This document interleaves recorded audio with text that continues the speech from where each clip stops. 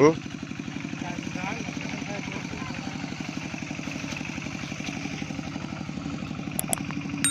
50,000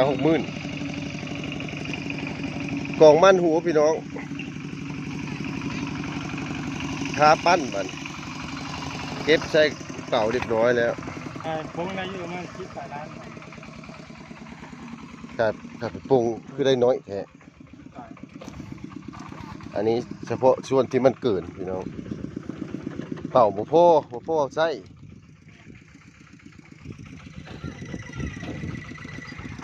อันนี้ก้นบ่ทันแล้วได้อพี่น้องนะเป็นเฉพาะส่วนใดส่วนหนึ่งเท่านั้นลายเติบพี่น้องถ้าปั้นกันอยู่ใช้เวลาประมาณ3-4 ชั่วโมงพุ่นแหละแต่คนน้อยนี่อุ้ยรอดตาย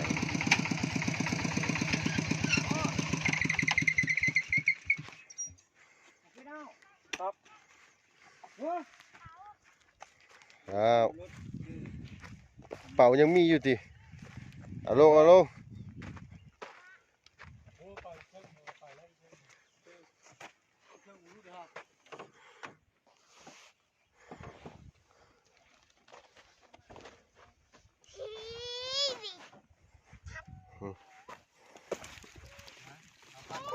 ตัวนี้ใหญ่ก็งามพี่น้อง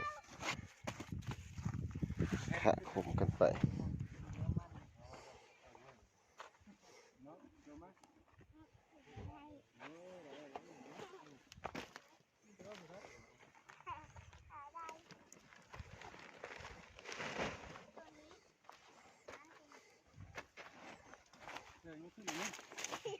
มีกลาง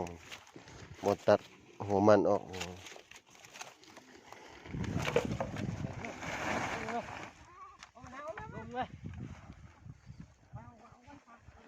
ลงมาตัวฮะ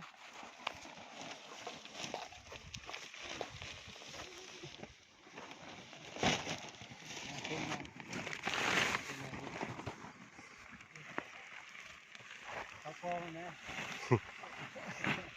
พระอาจารย์ทิศเขาเอิ้นคนไทยเขาเอิ้นทิศช้างบวชละซึกไม้เขาเอิ้นทิศหมดเขาซีกแล้วมันต้นก้อน แม่นเลยยานมีม่านไปผจญอยู่ มามือบุมืออยู่วัดบ้านเฮานะไม่ได้กินข้าวเลยจ้ะ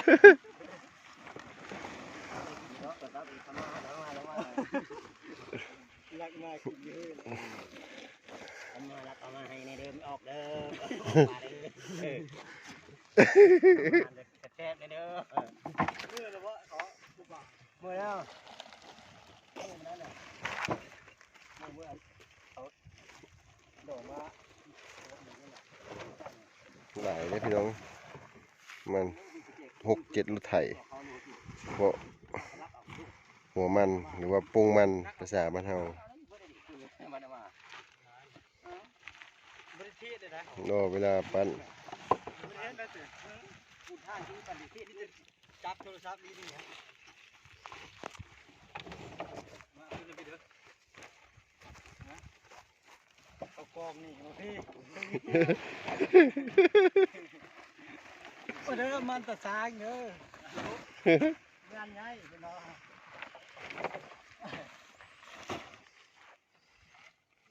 งานนิ้วเหลืองถ้าเก็บว่าดุกไต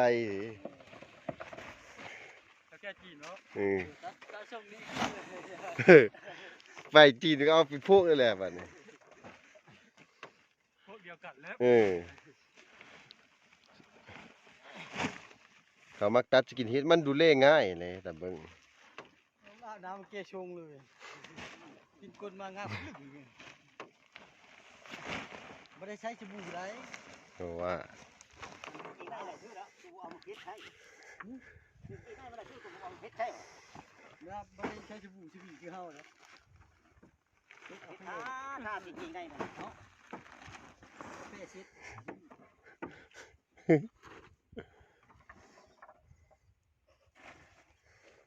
ไม่ซักนอนแล้วร้อนเลยเก่งไม่ไหวเลย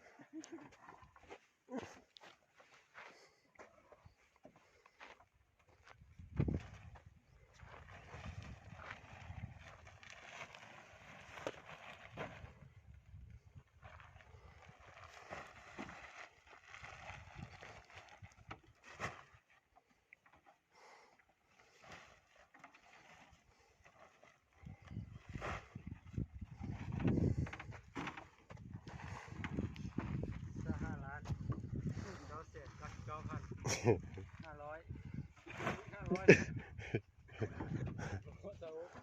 ความบ้าตูนบ่ฮอดเนาะ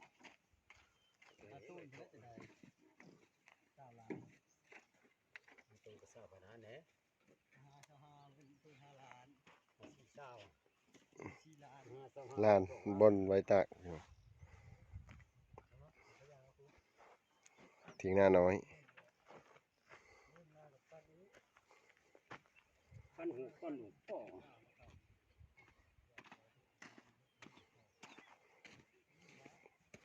มันจะส่วนมันทั้งหมด